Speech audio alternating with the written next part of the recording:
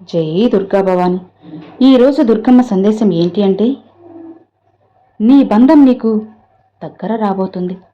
ఒక్కసారి ఇది విని ఆ బంధాన్ని ఆహ్వానించి చూడు. ఖచ్చితంగా నువ్వే ఆనందిస్తావు, ఆశ్చర్యపోతావు. సంతోషంగా ఆహ్వానించమ్మా.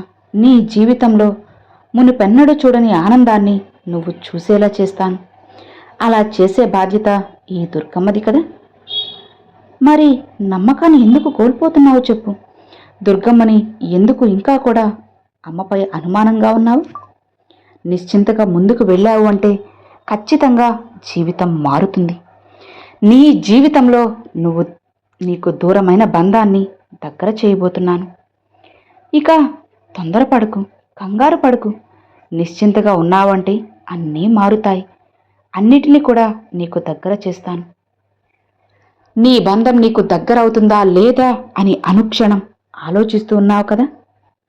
పదే పదే నన్ను అడుగుతూ ఉన్నావు కదా. అందుకే ఈ సందేశంలో నీకు మంచి మాటలను చెప్పాలని వచ్చాను. ఇక ఇది వింటే నీ మనసులో ఉన్న భారమంతా దిగిపోతుంది.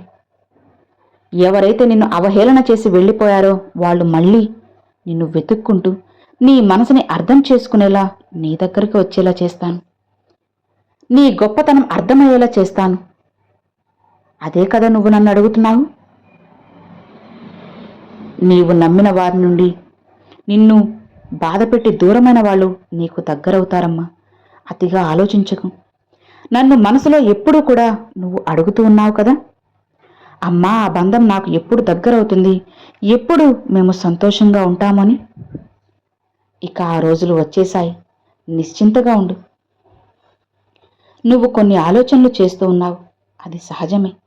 ఇక ఆ విధమైన ఆలోచనలు నీకు మాత్రమే చేస్తే సరిపోదు. నువ్వు ఇష్టపడే వాళ్ళు కూడా నీ గురించి ఆలోచించాలి కదా, అవునా? ఈ సందేశం అనేది దీని ద్వారా నీ మనసు నిండా ఒక సంతోషాన్ని నింపడానికి, మంచి జీవితాన్ని ఇవ్వడానికి ఈ దుర్గమ్మ వచ్చాను. అవును, అందుకే ఈ సందేశం. మనం ఎవరైతే మన మనసుకి దూరమయ్యారని చెప్పి బాధపడుతున్నామో వాళ్ళు నిన్ను అపార్థం చేసుకున్నారని ఇన్ని రోజులు నువ్వు బాధపడుతున్నావు. వాళ్ళు వారి యొక్క తప్పు అనేది తెలుసుకొని నీ దగ్గరికి రావడం, అంతకు మించిన సంతోషం ఏదీ ఉండదు కదా. అదే కదా నీకు ఆనందం. వాళ్ళు నన్ను అపార్థం చేసుకున్నారని చెప్పి నన్ను అడుగుతూ ఉన్నావు. ఈ విధంగా నీ నుండి దూరమై వెళ్ళారు అని అనుకుంటున్నావు కదా. తిరిగి మళ్ళీ నీ దగ్గరికి వచ్చారు అంటే అంతకన్నా నీకు సంతోషం ఏముంది చెప్పు. ఇలా చూడు, నిన్ను ఎవరైతే అవహేళన చేసి అవమానించి నిందించి నీ నుండి వెళ్ళిపోయారో వాళ్ళు తిరిగి వాళ్ళ తప్పు తెలుసుకొని నువ్వు గొప్పవాడివి, గొప్పదానివని ఆ ఒక్క మాట నీ ముందుకు వచ్చి తల వంచుకొని చెబుతారు. అప్పుడు నీకు ఎంత సంతోషమో కదా. ఎందుకు నీ నిజాయితీ అతి కొద్ది రోజుల్లోనే నీకు ఏదైనా సరే భగవంతుడు చూస్తూ ఉంటాడు కదా. నువ్వు ఎంత నిజాయితీగా ఉంటావో, ఎంత మంచి మనసుతో మంచివారుగానూ ఉంటావో, ఇలాంటివన్నీ కూడా భగవంతుడు చూస్తూ ఉన్నాడు. కాబట్టి ఎప్పుడూ గొప్ప సంతోషాన్ని నువ్వు కోల్పోవద్దు.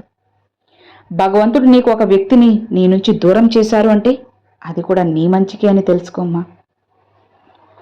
ఎవరైతే నిన్ను కాదు అని అనుకుని నీ నుండి వెళ్ళిపోయారో ఇక వాళ్ళని నిందించి నువ్వు చేసిన తప్పులను, ఏదో తెలిసి తెలియక చేసిన తప్పులను అదే పట్టుకొని దాన్నే దెప్పి పొడుస్తూ నిన్ను ఇంకా ఇంకో కృంగదీస్తూ ఉన్నారు కదా. వాళ్ళ తప్పు తెలుసుకొని నీ మంచితనం ఏంటో వాళ్ళకి అర్థమయ్యేలా చేయబోతున్నాను. ఈ దుర్గమ్మపై నీకు నమ్మకం ఉంది కదా. ఇక నిశ్చింతగా నువ్వు ఉన్నావు అంటే అన్నిటినీ మారుస్తాను, అన్నిటినీ నీకు నచ్చినట్లుగా చేస్తాను. వాళ్ళు దూరమైన క్షణం నుండి నువ్వు చాలా బాధపడుతున్నావు. అలానే వాళ్ళు రావాలి అని కోరుకున్నావు. నీ మనసు నీ మంచితనాన్ని అర్థం చేసుకుంటే చాలని ఆలోచిస్తున్నావు.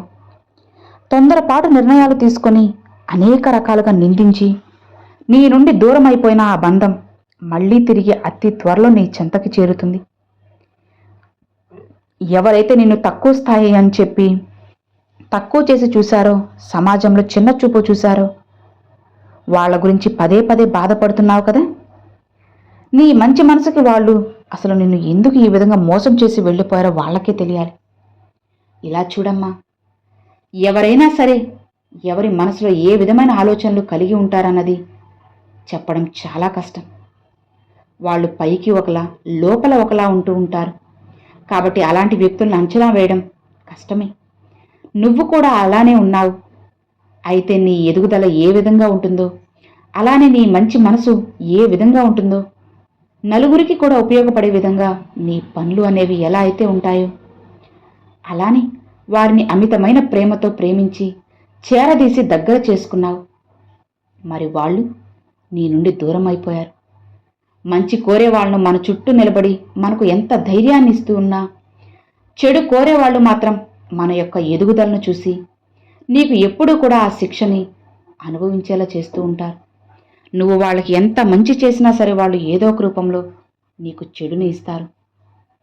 నువ్వు సంతోషంగా ఉంటే పైకి వాళ్ళు నవ్వుతూ లోపల కుళ్ళుకుంటూ ఉంటారు. అవును, వాళ్ళు శిక్ష అనుభవిస్తున్నారు. ఎవరైతే సంతోషంగా ఉండలేరో వాళ్ళు నిజంగా శిక్షను అనుభవిస్తున్నట్లే కదా. ఇతరుల గురించి ఆలోచిస్తూ పనులన్నిటినీ కూడా సంతోషంగా అసలు నువ్వు చేయలేకపోతావమ్మా. అందుకే చెబుతూ ఉన్నాను, దూరమైందని, బంధం నీకు కాస్త దూరంగా ఉన్నారు అని బాధపడకు, ఇబ్బంది పడకు. ఆ బంధాన్ని ఖచ్చితంగా నీకు దగ్గర చేస్తాను. అలా చేసే బాధ్యత నీ తల్లిగా నాదే కదా. నువ్వు నిశ్చింతగా ప్రశాంతంగా ఉన్నావు అంటే అన్నీ మారుతాయి. అన్నిటినీ మార్చి నీ జీవితాన్ని నీకు అనుగుణంగా చేస్తాను, తీర్చిదిద్దుతాను, మంచిగా మారుస్తాను. ఈ దుర్గమ్మ ఉన్నది అందుకే కదా చెప్పు. ఇతరులు బాగుంటే చూసి ఓర్చుకోలేని వాళ్ళు, ఒక రకంగా చెప్పాలి అంటే అది వాళ్ళకి ఒక జబ్బమ్మ. అవును, ఇతరులు బాగుంటే ఎవరైతే చూసి ఓర్చుకోలేకపోతున్నారో వాళ్ళు ఏదో ఒక జబ్బుతో ఇబ్బంది పడుతున్నారని అర్థం చేసుకోవాలి. అలాంటి వాళ్ళ గురించి ఎందుకు నువ్వు ఆలోచిస్తూ సమయాన్ని వృధా చేసుకుంటున్నావు? వాళ్ళ ఆలోచనలు కానీ ఏవి కూడా నీ దగ్గరికి అస్సలు రానివ్వకు. అర్థమవుతుందా? నేను ఎందుకు ఇంతలా పదే పదే చెబుతున్నాను అంటే నీకోసమే తల్లి, నీ మంచి కోసమే. నీ మంచి మనసు కష్టపడుతుంటే ఈ అమ్మ చూడలేకపోతుంది. అందుకే నువ్వు ఎప్పుడూ కూడా అతిగా అస్సలు ఆలోచించకు. ప్రశాంతంగా నిశ్చింతగా ఉన్నావు అంటే ఖచ్చితంగా జీవితం అనేది మారుతుంది. నీ జీవితాన్ని నీకు నచ్చినట్లుగా అనుగుణంగా మార్చి నువ్వు సంతోషంగా ఉండేలా నేను చేస్తాను. ఎప్పుడూ సరే గుర్తుపెట్టుకో, నువ్వు న్యాయమైన మార్గంలో వెళ్ళావు అంటే జీవితం ఖచ్చితంగా మారుతుంది. మారేలా చేయడానికి ఈ దుర్గమ్మే నీకు తోడు ఉంది కదా. మరి నీకెందుకు దిగులు, కంగారు చెప్పు. ఎలాంటి భయము, బాధ ఇవి ఏమీ పెట్టుకోకుండా నిశ్చింతగా ముందుకు వెళ్ళావు అంటే నీకైన బంధం నీ దగ్గరికి రాబోతుంది. ఇక నిశ్చింతగా ప్రశాంతంగా ముందుకు వెళ్ళు. నువ్వు చేయాలనుకున్న పని ఏదైతే ఉందో దాన్ని సవ్యంగా చేసి చూడు. అన్నీ మారి నీ జీవితం నీకు నచ్చినట్లుగా సంతోషంగా అద్భుతంగా ఉంటుంది. ఈ దుర్గమ్మ నీకు తోడు ఉందని తెలియక కొంతమంది నిన్ను ఇబ్బంది పెట్టాలని చూస్తున్నారు. కానీ వాళ్ళ ఆటలేమి ఇక్కడ సాగవు. ఈ దుర్గమ్మ ఉండగా వాళ్ళ ఆటలు ఏవైనా సాగనిస్తానా చెప్పు? లేదు. ఇక నిశ్చింతగా హాయిగా ఉన్నావు అంటే అన్నీ మారుతాయి. ఈ దుర్గమ్మే మారుస్తాను.